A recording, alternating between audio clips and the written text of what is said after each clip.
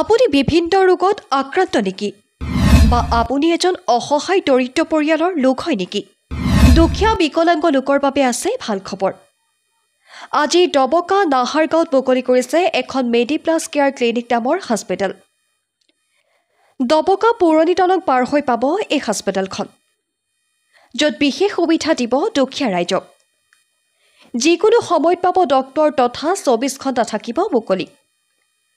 আন হস্পিটেলতকৈ বিশেষ সুবিধা লাভ কৰিব ৰাইজে। বৰ্তমান ইমাৰ্জেঞ্চিৰ 5খন বিচনাৰে আৰম্ভ কৰিছে এই ক্লিনিকখন।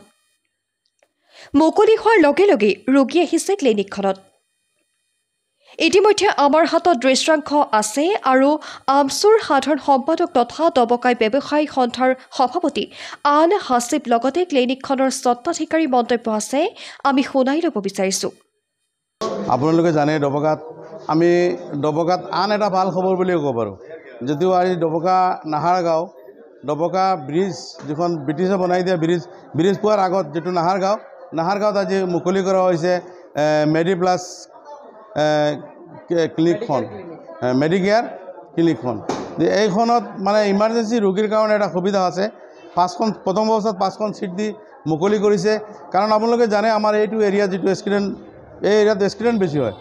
আৰু দুৰ্ঘটনা হোৱাৰ পিছত এজন ৰোগীক তথাপিকৈ মানে হস্পিটেল নিয়াৰ হাতত সময় কম থাকে। গতিকে মই ভাবোঁ এইখন হস্পিটেলত লৈ আহিলে ইমাৰ্জেঞ্চি চিকিৎসা কৰা হ'ব আৰু তেখেতসকলে জনোৱা মতে 24 ঘণ্টা ডক্টৰ ছাৰ্ভিচ থাকিব। গতিকে আমাৰ ডবকাবাসীৰ কাৰণে ভাল। সকলো বিভাগৰ ডক্টৰ পোৱা যাব নেকি? মোৰ জনা মতেতো সকলো বিভাগৰ ডক্টৰ থাকিব আৰু স্পেচিয়েলিষ্ট থাকিব। তাৰপিছত আপোনাৰ লেবৰেটৰীও আছে, এক্সৰেও আছে, সকলো সুবিধা আছে। মেডিকেলত যি সুবিধা লাগে সকলো সুবিধা আছে, সকলো সুবিধা পাব ইয়াত।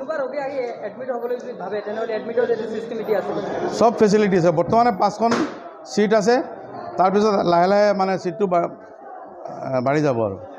আসসালামু আলাইকুম, নমস্কাৰ।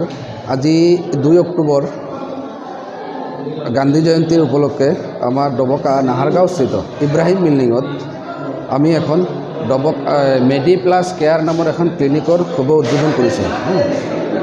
আমাৰ এইখনত সকলো ধৰণৰ ডাক্তৰ পৰা ষ্টাৰ্ট কৰি মেডিচিন, ইমাৰ্জেঞ্চি ট্ৰিটমেণ্ট সকলোখিনি সুবিধা 24/7 পাব।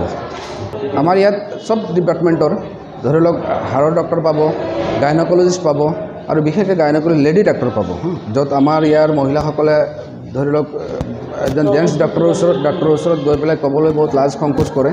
কিন্তু আমি সেইখিনি অসুবিধাখিনি বুজি পাই পেলাই আমি প্ৰথমবাৰৰ পৰা ডবকাত এজনী লেডি ডাক্তৰৰ ব্যৱস্থা কৰিছোঁ, গাইনকলজিষ্ট। লগতে চাইল্ড স্পেচিয়েলিষ্ট থাকিব, স্কিন স্পেচিয়েলিষ্ট থাকিব আৰু 24/7 ইমাৰ্জেঞ্চি ডাক্তৰ পাব।